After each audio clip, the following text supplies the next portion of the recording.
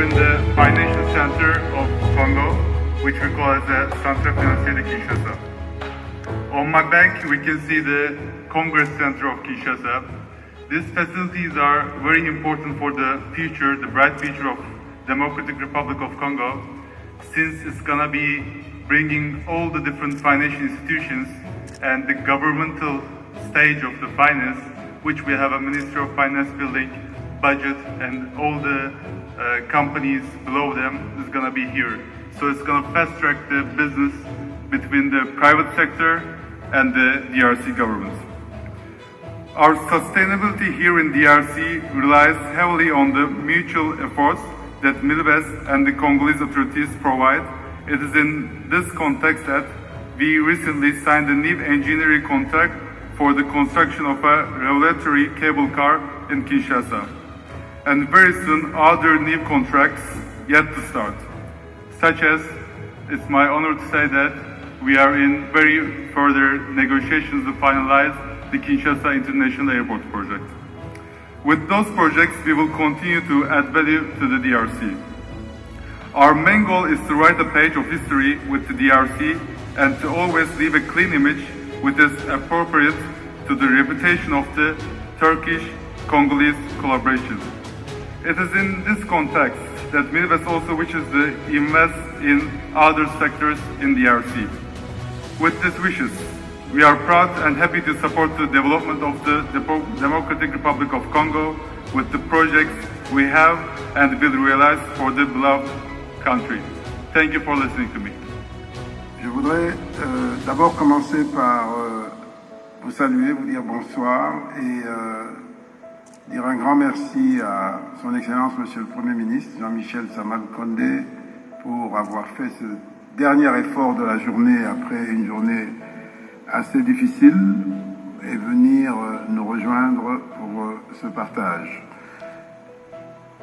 Nous nous clôturons la journée de la conférence Risque Pays par une note agréable après une succession de 3 bonnes nouvelles. La première nouvelle, c'est que Bloomfield a estimé qu'on avait fait un petit progrès par rapport à l'année passée et nous nous en réjouissons. La deuxième, c'est qu'aujourd'hui même, le conseil d'administration du FMI a validé la 4e revue du programme, ce qui nous permet d'envisager de passer le cap de la 5e revue et d'aller vers la fin de ce programme avec le FMI. La troisième bonne nouvelle, c'est que nous avons pu arriver au bout du processus de validation du deuxième appui budgétaire avec la Banque mondiale, 500 millions de dollars, après le précédent de 250 millions de dollars intervenu l'année dernière, qui marque une rupture après 15 années sans coopération, sans appui budgétaire direct des bailleurs de fonds.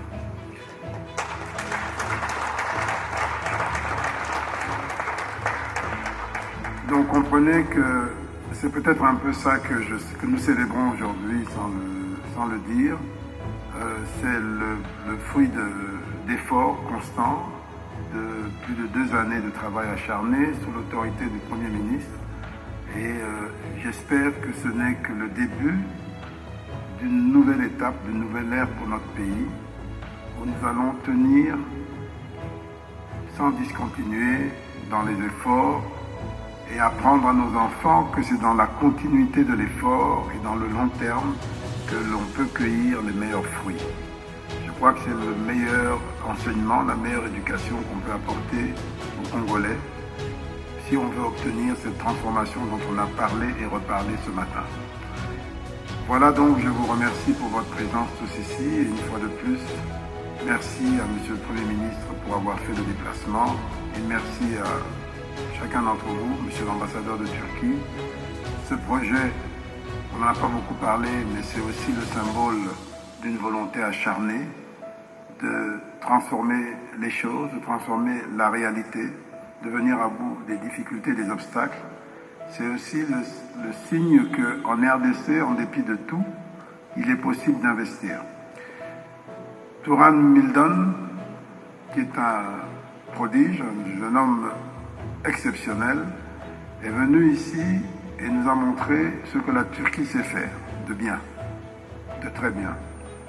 Mais au-delà de cela, il a parié sur notre pays parce qu'en plus de cet ouvrage, qui est une commande publique, Tourane est en train d'investir à titre personnel en République démocratique du Congo.